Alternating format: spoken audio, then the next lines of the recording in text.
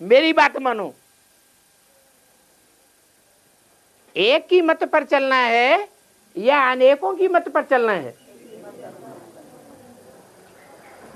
श्रेष्ठ ते श्रेष्ठ की मत पर चलना है। और श्रेष्ठ और भ्रष्ट इस दुनिया में होते हैं या परमधाम में होते हैं? इस दुनिया की बात है। तो मैं जब आता हूं तो तुम बच्चों को अपना भी ज्ञान देता हूं, क्या? और तुम्हारा भी ज्ञान देता हूं। जैसे गीता में अर्जुन से क्या कहा? अर्जुन तू अपने को नहीं जानता, मैं तेरे जन्मों को बताता हूं। तो तुम बच्चों के अनेक जन्मों को भी बताता हूं। बताता हूं कि इशारा देता हूं? क्या करता हूं? इशारा मिलता है ज्ञान के आधार पर। बाकी बाप किसी के पार्ट नहीं खोलता। जो मनन चिंतन मंथन करने वाले बच्चे हैं वो अपने पार्ट को स्वयं ही पहचान लेते हैं और पहचान करके अपने मुख से ही ऐसे प्रूफ और प्रमाण पेश करेंगे जिससे सबको पता लग जाएगा कि इनका पार्ट क्या है, उनका पार्ट क्या है, दास का पार्ट किसका है, दासी का पार्ट किसका है, साहूकार का पार्ट किसका है, राजा का पार्ट किसका है, महाराजा का पार्ट किसका है। स्कूल में कॉलेज में एग्जाम होते हैं तो पहले पहले किसका रिजल्ट निकलता है?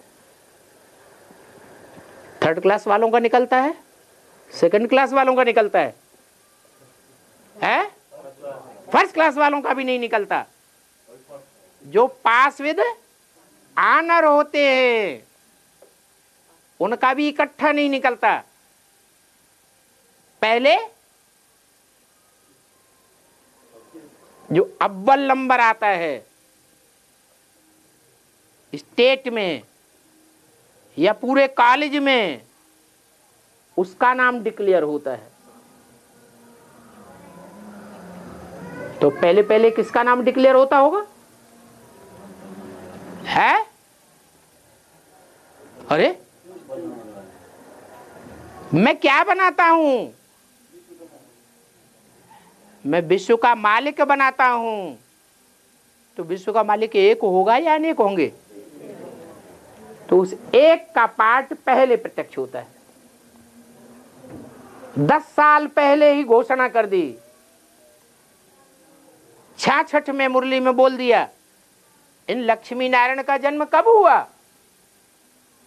आज से 10 वर्ष कम 5000 वर्ष हुए। तो कौन सा सन आता है? आज से पीछे चले जाओ, 5000 वर्ष पीछे चले जाओ तो आज का ही दिन आ जाएगा ना। तो ये नहीं कहा 5000 वर्ष पहले, बोला आज से 10 वर्ष कम, माने पूरा चक्कर काटो और जब 10 वर्ष रह जाए तो रुक जाओ। तो कौन सा सन आएगा? 66 में बोला, कौन सा सन आएगा? 76 आएगा।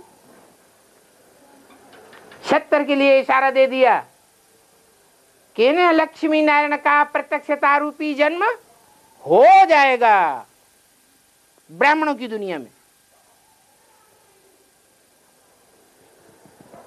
जो नजदीकी होंगे जन्म जन्मांतर के, जन्म जन्मांतर जिनको साथ रहना होगा वो पहले पहचानेंगे, या जो दूर वाले होंगे वो पहचानेंगे? है? जिन्होंने जन्म जन्मांतर साथ दिया होगा वो पहले पहचानेंगे।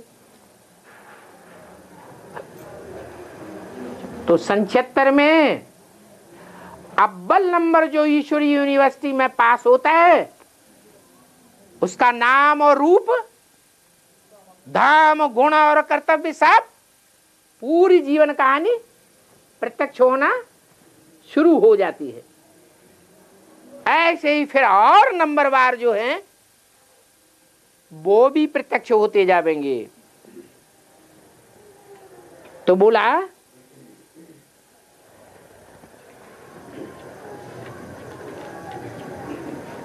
ऐसे कोई नहीं कह सकता, नारायण भी नहीं कह सकता। जो नारायण के रूप में संसार में प्रत्यक्ष होने वाली आत्मा है वो भी नहीं कह सकती कि मेरे अंदर कौन आया है, शिव बाबा आया हुआ है। कह सकता है? और भगवान आवेगा तो अपने मुख से कहेगा कि मैं शिव बाबा हूं? है? नहीं कहेगा। भगवान को कहने से कोई नहीं पहचानेगा। भगवान को पहचानने के लिए ज्ञान का तीसरा नेत्र देता है, वो खुद ही देता है। ज्ञान को ही तीसरा नेत्र कहा जाता है। तो शिव बाबा बच्चों को समझाते हैं। मूल बात है पति से पावन बनने की। पढ़ाई की मूल बात है, पढ़ाई से ही याद में तीखे जावेंगे। अगर पढ़ाई नहीं गहरी पड़ी है तो याद में भी तीखे नहीं जा सकते। याद में जो तीखे जावेंगे तो उनकी आत्मा रूपी सुई की कट उतरेगी। इसलिए बोला कि आत्मा रूपी सुई की कट जिनकी बेसिकली उतर जाती है वो बच्चे मेरे से डायरेक्ट सीखेंगे। क्या मतलब हुआ? जिन्होंने ब्रह्मा से डायरेक्ट सीखा दादा लेखराज के मुख से, उनकी आत्मा की सुई की कट नहीं उतरी? उतरी या नहीं उतरी? है? नहीं उतरी, क्योंकि वो मुकर्रर रथ नहीं था। मैं मुकर्रर रथ में आकर के तुमको पढ़ाई पढ़ाता हूं टीचर के रूप में। उस मुकर्रर रथ के द्वारा ही बाप बाप है, टीचर है और सदगुरु का भी पार्ट बजाता है। तो पावन बनते हैं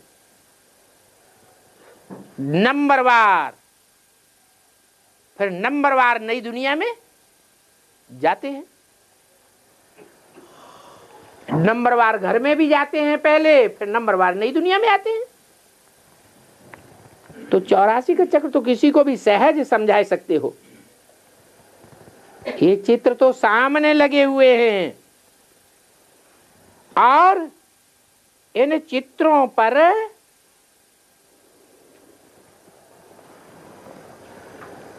ज्ञान देने की बात,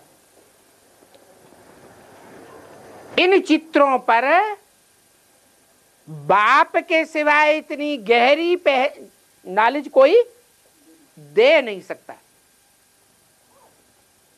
ये भी एक बाप की पहचान है। क्या पहचान है?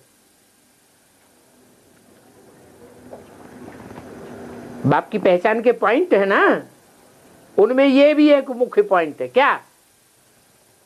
कि इन 4 चित्रों पर जितनी समझानी गहरी बाप दे सकते हैं उतनी गहरी पहचान और समझानी कोई दे ही नहीं सकता। कोई भी ब्राह्मण की बुद्धि में इन 4 चित्रों के इतनी गहराई की समझानी नहीं आ सकती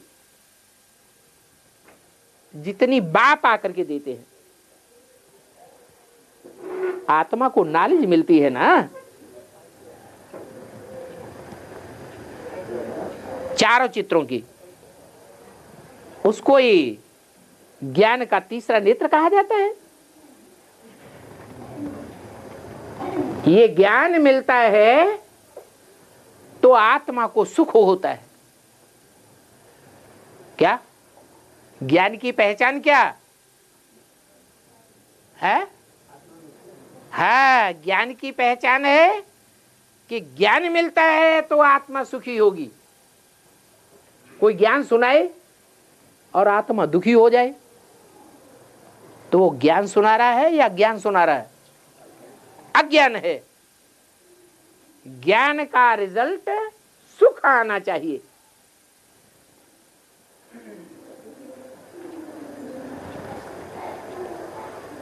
तो आत्मा कहती है मेरे शरीर को सुख मिला। बुद्धि में ज्ञान नहीं बैठता है तो आत्मा कहती है मेरे शरीर को दुख क्यों देते हो। वो ही एडवांस ज्ञान। कोई आत्माएं सुनती हैं तो बड़ी गदगद होती है, और वही ज्ञान जिनके आत्मा की सुई की कट नहीं उतरी है, बेसिकली उन बीके वालों को सुनाते हैं तो सुखी हो जाते हैं या दुखी है? दुखी हो जाते हैं, है? तो उनके शरीर को दुख होता है कि सुख होता है? उनके शरीर को दुख हो जाता है। तो कहने वाली समझने वाली आत्मा है, और आत्मा ही देवता बनती है। कोई शरीर देवता नहीं बनता। कोई बैरिस्टर है, कोई व्यापारी, ये आत्मा ही तो बनती है।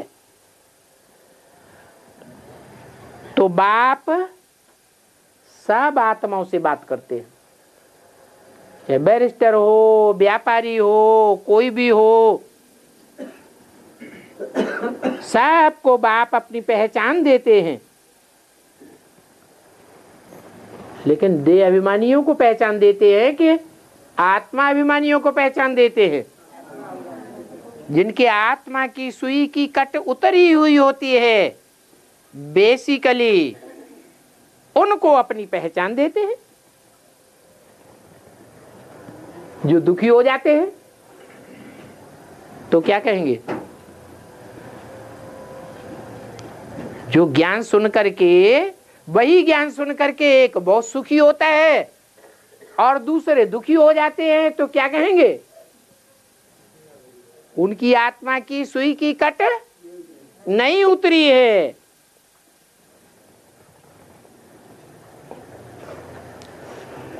पवित्र आत्मा होती है तो पवित्र आत्मा की बुद्धि में जल्दी बैठता है। परंतु अभी तुम देवता नहीं हो, क्योंकि पूरे पवित्र नहीं बने हो, अपवित्र तो हो ना।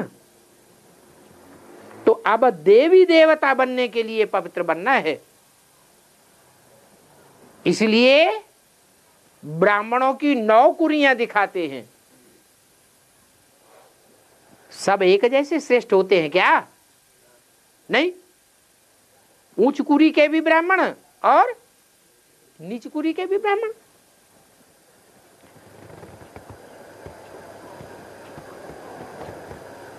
अक्सर करके यही कहते हैं, बाबा मेरे से ये भूल हो गई जो हम देह भान में आ गया। तो बाप बेटे बच्चों को समझाते हैं, पावन जरूर बनना है। जब पूरे पावन बन जावेंगे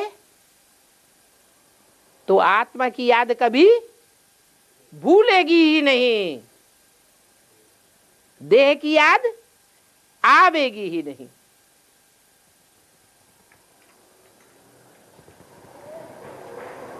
हाँ, कोई विकर्म न करो। वि माने विपरीत, कर्म माने काम। जो काम बाप ने बताए हैं करने के लिए, जो श्रीमत बाप ने दी है कि ये करो ये न करो, उस श्रीमत के विपरीत अगर कोई कर्म करेंगे तो 100 गुना बोझ चढ़ जाएगा। तुमको तो सर्वगुण संपन्न है यहां बनना है। यहां माने कहां? सतयुग में, संगम युग में ही सर्वगुण संपन्न बनना है। पावन बनकर फिर मुक्ति धाम चले जाएंगे। और कोई भी प्रश्न पूछने की दरकार नहीं है।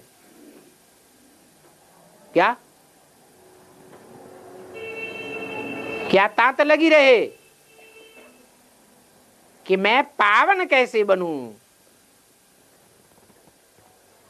पहले तुम अपनी बात करो। पतित आत्मा पावन कैसे बने? दूसरी आत्माओं का चिंतन मत करो। पर चिंतन पतन की जड़ है। कहते हैं कि हमसे कोई पूछते हैं तो हम उनको क्या जवाब देवे? उनसे भी बोलो,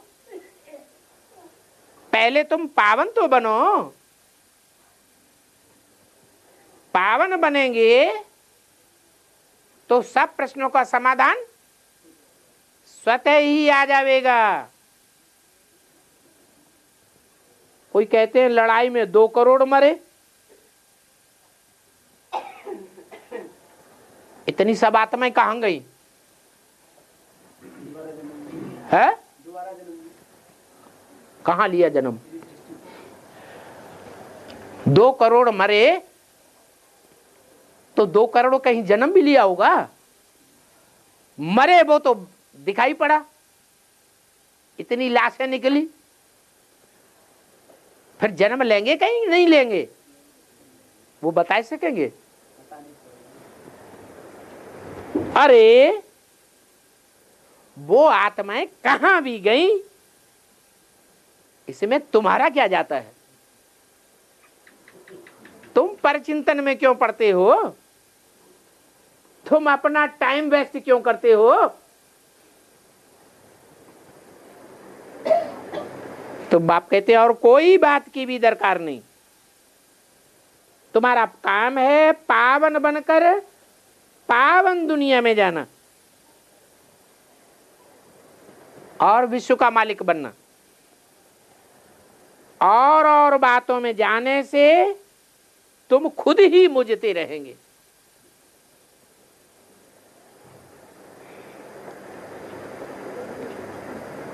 ढेर के ढेर प्रश्न करते रहेंगे,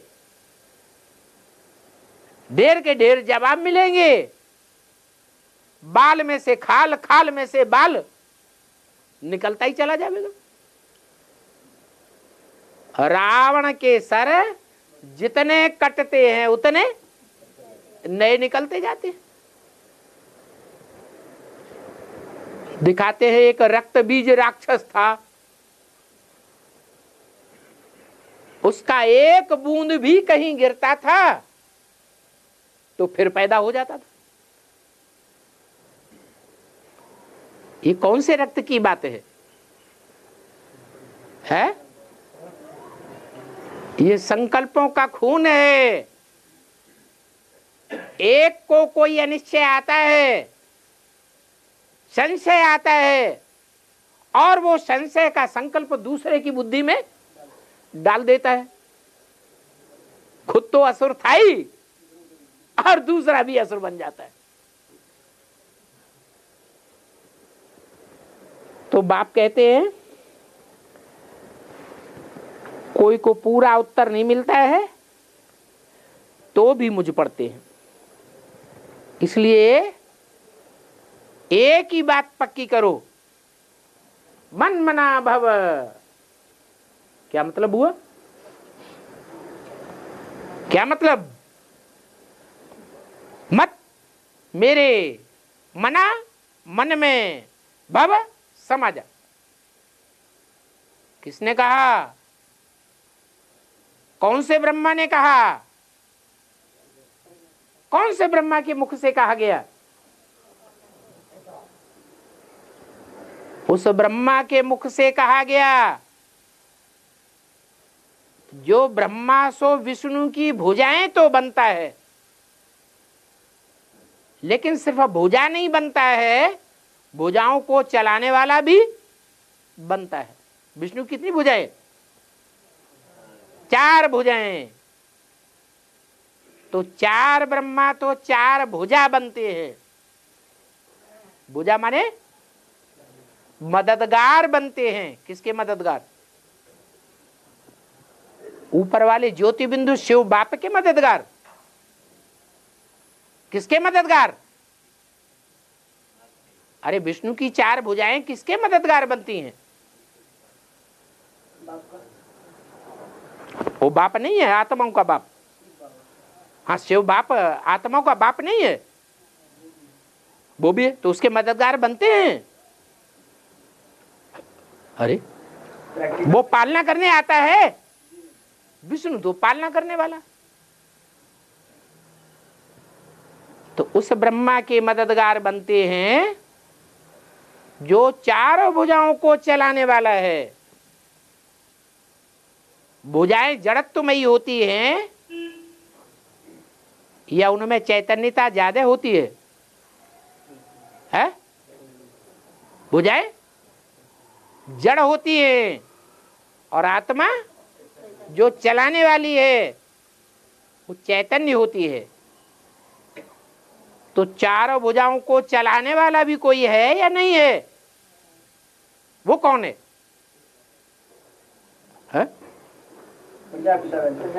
हाँ, जिस ब्रह्मा का नाम प्रजापिता ब्रह्मा पड़ता है, वो 4 भुजाओं को चलाने वाला है।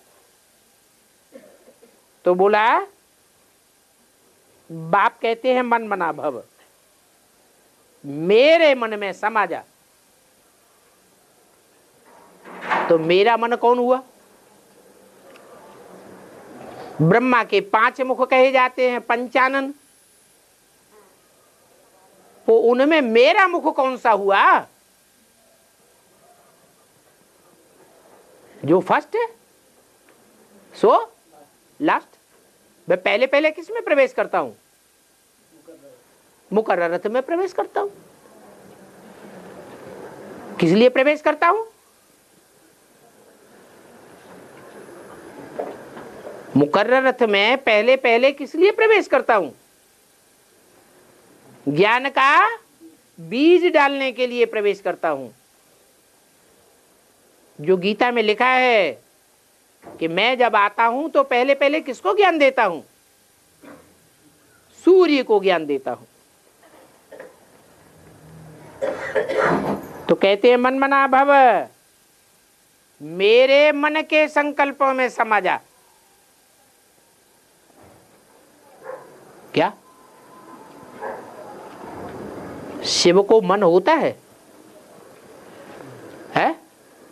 कि अमन है? वो तो अमन है।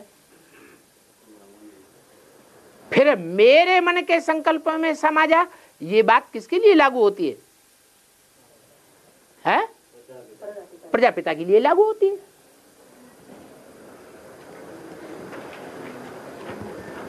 मेरा सत्संकल्प है।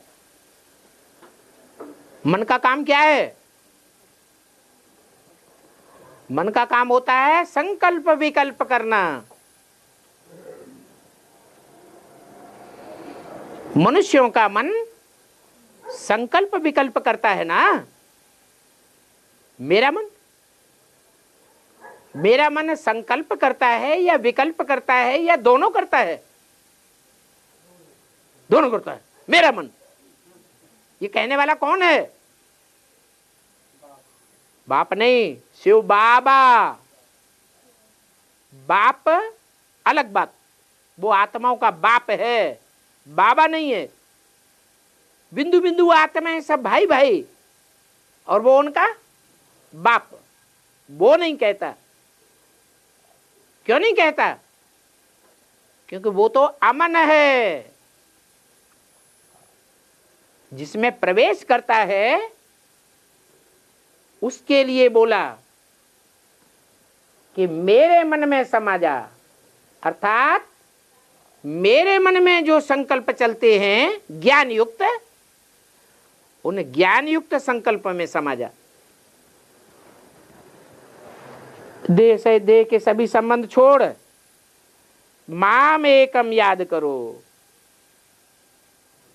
जब एकम कहा गया तो क्या एक बिंदी के लिए कहा गया कि एक बिंदी को याद करो? बिंदी बिंदी बिंदी बिंदी, सारे ही तो बिंदी। कीड़े मकोड़े पशु पक्षी सारे ही बिंदी। कौन सी बिंदी को याद करो? है? अरे कौन सी बिंदी को याद करो, कैसे पता चले? अरे इसलिए पहचान दी मुकर्रर रथ। ये मुकर्रर रथ है जिसको कहा जाता है शिव बाबा, ताकि बुद्धि इधर उधर न बिफर जाए, अनेक व्यापी बुद्धि न हो जाए, एक स्थान पर टिकी रहे। इसलिए बोला मन मना भव, और मेरे पास ही तुमको आना है। क्या? माम एकम याद करेंगे तो मेरे पास ही आ जाएंगे। कैसे? वो भी मुरली में तरीका बता दिया। अगर मेरे को याद करेंगे तो तुम बच्चों को कोई तकलीफ नहीं होगी, दुनिया वालों को तकलीफ होगी, तुमको तकलीफ नहीं होगी। तुमको नैनों पर बिठा के ले जाऊंगा। तो उसके नैन कौन से हैं? बिंदी को नैन होते हैं क्या? फिर कौन से नैनों पे बिठा के ले जाएगा? है? अरे जो मुकर्रर रथ है, जो झाड़ के चित्र में ऊपर शंकर का चित्र दिखाया है ना, आत्माएं जा रही हैं, कौन खींच के ले जा रहा है? निमित्त तो कोई चाहिए। आंखों पर बिठा के ले जाऊंगा। क्या इन आंखों पर बैठने की बात है? नहीं, दृष्टि की पावर से तुम बच्चों को खींचता है। जो गीता में लिखा गया है, हजारों सूर्यों से भी ज्यादा तेजों में है। भूलना चाहें तो भी भूल नहीं सकते। प्यार का सागर है। प्यार हाथों से ज्यादा दिखाई देता है, नाक से दिखाई देता है कि कान से दिखाई देता है? कौन से अंग से प्यार दिखाई देता है? आंखों से प्यार दिखाई देता है। भक्ति मार्ग में तो गीत बनाए देते हैं, गाते रहते हैं, इन आंखों की मस्ती में मस्तान हजारों हैं। अरे गीत गाने की बात थोड़ी ही है, ये प्रैक्टिकल अनुभव की बात है। रियलाइजेशन कोर्स चल रहा है। यह रियलाइज न करने से पता चल जाएगा। काई की बात है? रियलाइजेशन कोर्स चल रहा है तो एक एक को रियलाइज करना चाहिए कि हमारी अवस्था क्या बनती है। रोजमर्रे की दुनिया में कोई दुश्मन भी अगर हंसता हुआ चेहरा दिखाता है, आंखों में खुशनुमाई दिखाई पड़ती है, तो देखने वाला जानता है कि ये दुश्मन है, तो भी क्या कर देता है? मुस्कुराए देता है। दुश्मन को देखता है तो भी खुशी आ जाती है। ये तो भगवान का रूप होता है। भगवान कभी किसी का दुश्मन नहीं होता। वो तो सदैव प्यार का सागर है। कहते हैं धर्मराज मेरे साथ है। क्या धर्मराज लाल लाल आंखें करेगा? ये तो अंधेरा हो गया। मैं तो सदैव प्यार का सागर हूं। धर्मराज मार का सागर बन सकता है, मैं मार का सागर नहीं बनता। कौन है धर्मराज? कौन है धर्मराज? धर्म का राजा किसे कहते हैं?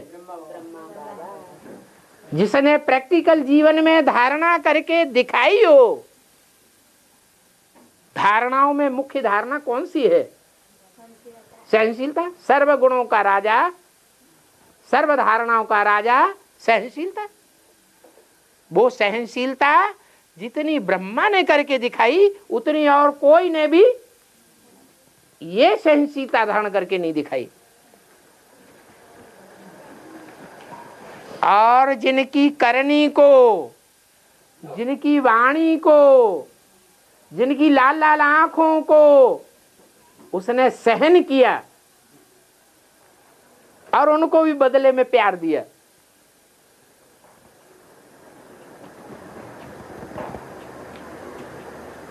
ऐसे पापियों की 100 गुनी सजा बन जाती है या नहीं बन जाती है? ब्रह्मा बाबा तो सदैव प्यार किया और बच्चों ने ऐसे भी बच्चे के प्यार के बदले में क्या दिया?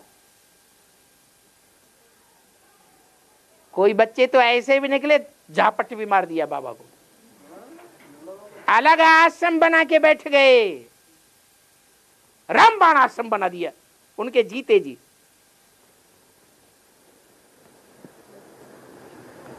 गाजियाबाद की बात है। ऐसे ऐसे देहाभिमानी बच्चे, ऐसों को भी प्यार दिया। सारी संस्था की प्रॉपर्टी को समेट करके अपनी मुट्ठी में लेकर के बैठ गए।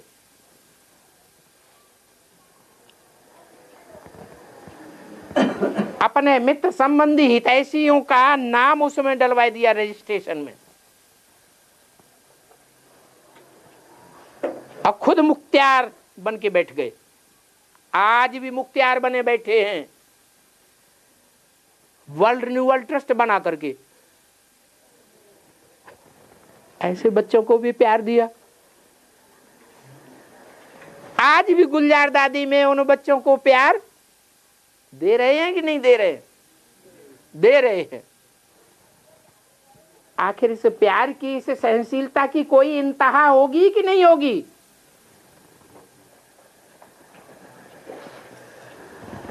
जब अति हो जाती है तो अति का अंत हो जाता है।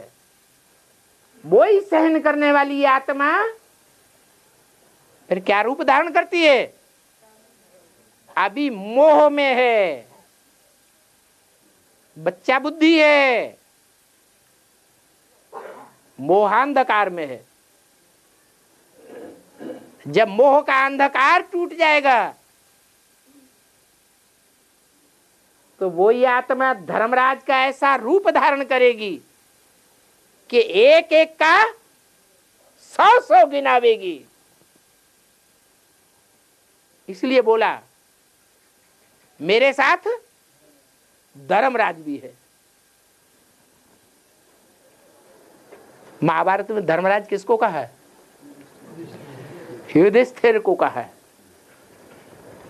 देहम वा पातयामि कार्यम वा साधयामि। देह चली जाए तो भी कार्य को पूरा करूंगा। तो वो आत्मा युद्ध में अभी भी स्थिर है या नहीं है? अभी भी स्थिर है। शरीर भर छूट गया लेकिन कार्य को छोड़ा नहीं है। बल माया मुकाबला कर रही है। माया बेटी मुकाबला कर रही है, फिर भी हिम्मत नहीं हारते। तो बताया कि मेरे पास तुमको आना है,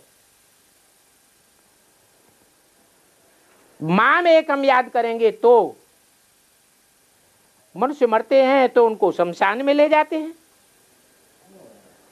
वहां शमशान में ले जाके क्या करते हैं? मरते हैं, मुर्दा को ले जाते हैं शमशान में, घुसे तो फिर क्या करते हैं? है? है? अरे नहीं,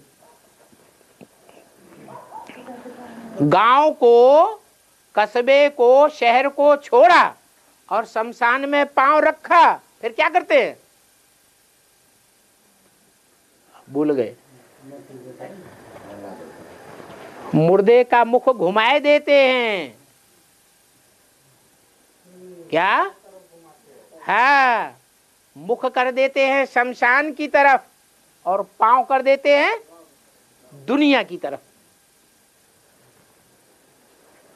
मोहरा ही घुमाए देते हैं। तुम्हारा भी घर ऊपर में है। अभी तुम्हारा माथा ऊपर जाता है या नीचे जाता है? कहां जाता है? ये माथा, ये बुद्धि ज्यादा कहां जाती है? नीचे जा रही है या ऊपर जा रही है? मिट्टी की दुनिया में, देह की दुनिया में ज्यादा जाती है या ऊपर जाती है? आत्माओं की दुनिया में, मिट्टी की दुनिया में जाती है। फिर तुम्हारा मुंह ऊपर हो जाएगा। ऊपर में कोई भी पतित आत्मा नहीं जा सकती। पावन बनने के लिए बुद्धि का योग बाप के साथ लगाना पड़े। बाप के पास मुक्ति धाम में जाना है ना। पतित हैं, इसलिए बुलाते हैं कि हम पतितों को आकर के पावन बनाओ, लिबरेट करो। तो बाप कहते हैं अभी पवित्र बनो, अपवित्रता को छोड़ दो। अपवित्र संकल्प, अपवित्र वाचा, अपवित्र कर्मेंद्रियों से कर्म छोड़ दो। अब ज्यादा टाइम नहीं है। ओम शांति।